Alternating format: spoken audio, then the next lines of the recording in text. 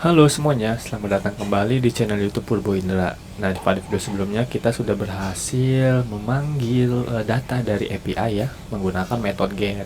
Nah, jadi ini kalau saya klik, nah dia ngambil datanya dari API ini. Nah, kita juga kemarin sudah belajar soal bagaimana caranya membaca suatu JSON.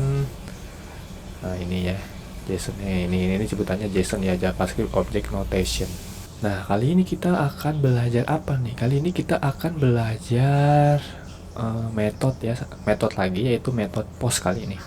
Jadi ngirim data. Nah, kita masih pakai API yang sama yaitu Vector API. Nah, di sini ada add new product. Nah, nanti kita akan melakukan post data nih ke API ini nih. Nah, oke. Jadi kita langsung aja ini kita bikin satu screen lagi, misalnya post page dart. Jadi kita bikin stateful biasa karena di sini kita mau pakai text editing controller ya. Post page misalnya begini, kita return scaffold aja dulu. Bar ada title, dia text, kita kasih post saja. Post. Nah, ini kita save. Nah, di main.dart-nya kita tinggal copy aja nih. Kita kasih size box. Headnya 10.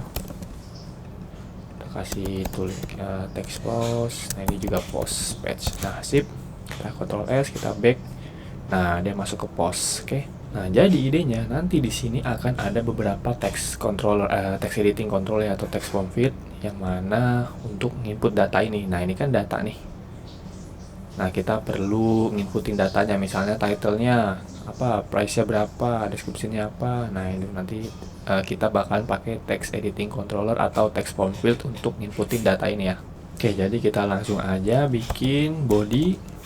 Kita kasih padding dulu aja, padding insert.all aja nggak apa-apa. 12 misalnya. Nah, baru di sini chart-nya kita kasih center. Chart-nya ada kolom. Nah, kita kasih children.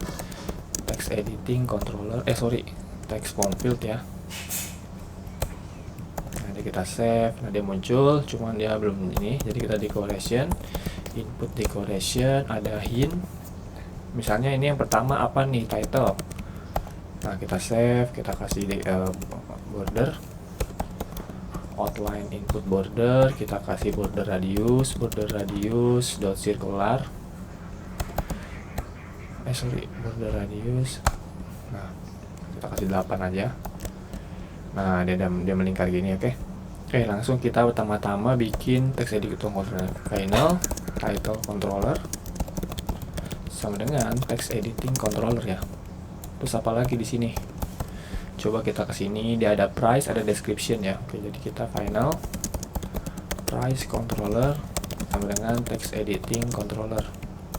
Ada final description controller, text editing controller, terus ada apa lagi nih, kategori ya, final controller sama dengan text editing.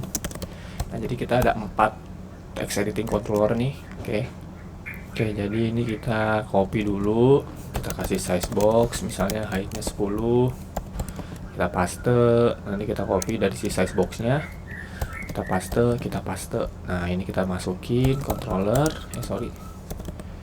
Berarti dia yang title controller ya. Nah, ini juga sama controller. Berarti ini yang price controller. Ini kita ganti price. Nah, ini berarti description controller. Description. Terus yang terakhir ada kategori ya. Berarti controller. Kategori controller kita ganti kategori. Nah, coba kita save. Nah, kita punya 4 text form field nih. Oke, jadi terakhir kita bikin button di sini untuk ngepost datanya ya, size box height misalnya 30. Kita kasih elevated button aja. On press-nya kita bisa kosongin dulu. Ini kita kasih text post data misalnya begini.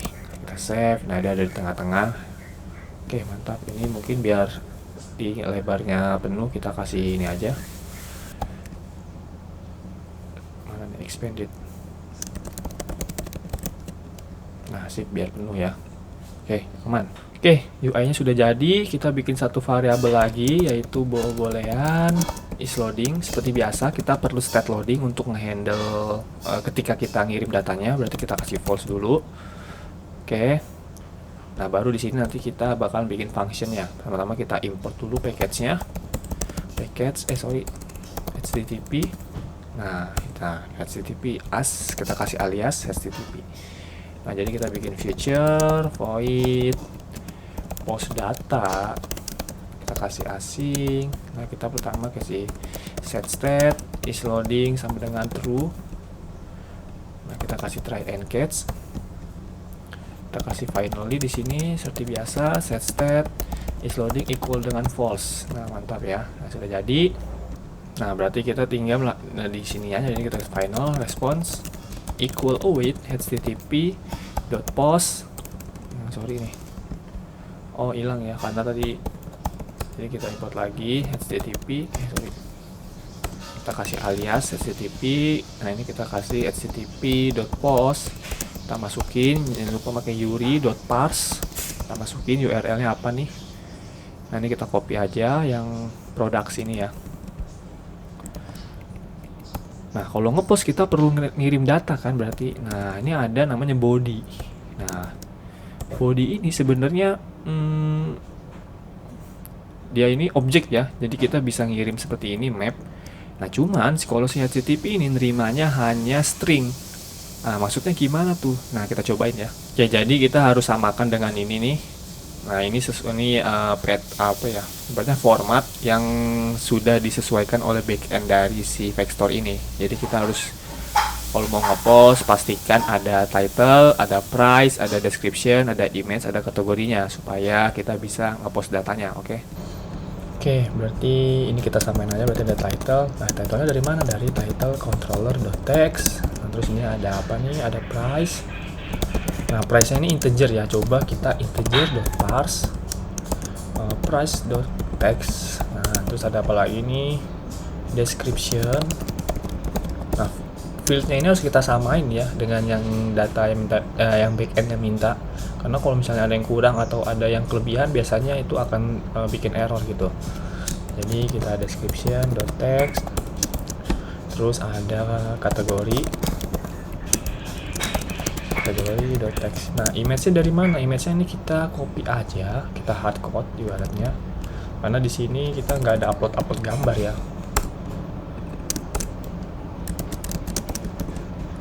Nah, berarti ini udah. Jadi kita pertama-tama seperti biasa kita cek if response.status equal dengan 200. Kalau nggak 200 kita throw exception aja, misalnya sorry something went wrong.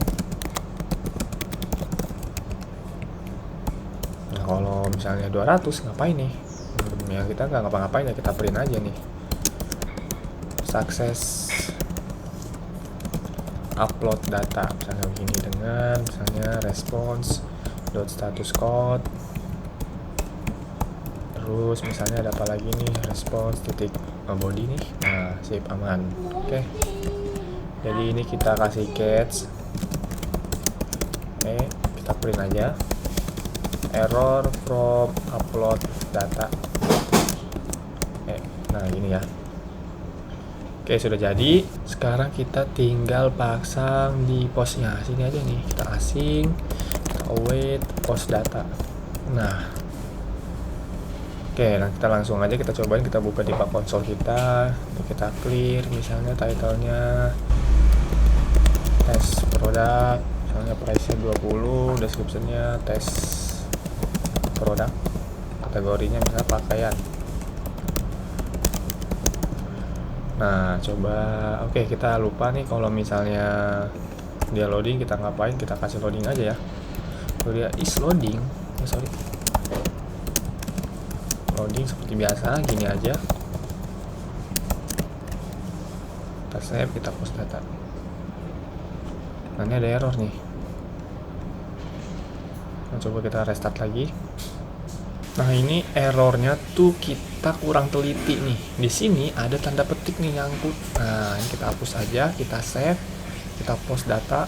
Nah, ada error nih. Tipe integer is not subtype of string. Nah, gimana nih maksudnya? Padahal di sini dia mintanya integer ya. Cuman kok kita kasih integer dia nggak mau nih. Nah ternyata kalau kita ngupload data pakai HTTP itu dia hanya mau tipenya string aja. Nah caranya gimana? Nah ini kan objek nih. Nah untuk bikin ini jadi string kita bisa cut aja, Ctrl X, kita JSON encode. Nah ini kita paste di sini. Nah kalau udah kayak gini kita ngubah si data kita yang ini jadi sebuah string. Nah ini kita cut aja, kita bikin satu variabel final data. Nah jadi di sini kita tinggal masukin data aja. Nah sekarang coba kita post ya. Nah berhasil nih baru kalau kayak gini. Nah ini juga sama, kalau misalnya data teman-teman, misalnya dari teman-teman backend tuh minta data map lagi, bisa misalnya di sini ada products misalnya begini, terus di sini teman-teman mau ini lagi, misalnya ada ID berapa, terus misalnya product name apa. Nah ini bisa ya, cuman kalau saya post nih pasti nggak bisa nih. Oh bisa ternyata, berarti ini nggak di handle yang nge-backendnya nih. Jadi kita nambahin field juga nggak masalah sama si Vector ini. Nah karena kita, nah ini juga masih bisa. Nah yang penting kita paham gimana caranya kita ngupload data atau ngepost data ya pakai metode http.post ini. Nah simple banget kan caranya. Sebenarnya sudah beres ya untuk metode post ini, clear ya. Jadi kita kalau misalnya datanya teman-teman kayak gini silakan aja dipakein encode, karena kalau misalnya gini doang dia akan bermasalah nih. Nah tapi kalau misalnya ini saya hapus nih pasti dia bisa nih. Nah bisa ya tuh kayak gini bisa nih.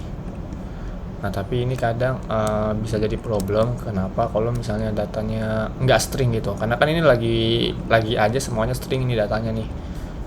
Nah kalau misalnya ada, misalnya kayak tadi tuh kayak ada map atau misalnya list, nah maka kita harus nge-encode dia dulu ya. Jadi ini integer.parse ini, nah ini baru kita encode ya, JSON encode. Nah kita save. Oke, mungkin itu dulu teman-teman untuk video kali ini, yaitu method post. Simple banget caranya. Jadi kita ya cuma kayak gini doang ya. Nah tapi ini krusial ya, karena nanti kita kalau misalnya di real dunia industri atau dunia sesungguhnya nggak mungkin kita bekerja dengan metode get mulu, pasti ada metode postnya juga. Nah makanya kita paham ini tuh penting gitu. Kenapa? Karena kadang kalau misalnya kita nggak paham nih atau nggak ya kurang paham soal body ini, bisa pusing juga. Padahal datanya bener nih di sini bener, tapi kok nggak mau dia, ternyata kurang di encode aja. Kenapa? Karena behaviornya dari si HTTP post ini tuh dia ternyata mintanya string gitu. Oke teman-teman, mungkin segitu dulu. Semoga video ini tuh jelas dan clear, dan nanti teman-teman bisa implementasikan sendiri di project teman-teman. Silakan kalau ada pertanyaan tulis di kolom komentar, saya akan bales. Jangan lupa untuk feedbacknya, yaitu like, comment, ataupun subscribe channel YouTube ini supaya saya lebih semangat gitu untuk bikin videonya. Oke teman-teman, sampai jumpa di video selanjutnya. Selamat tahun baru ya. Dadah.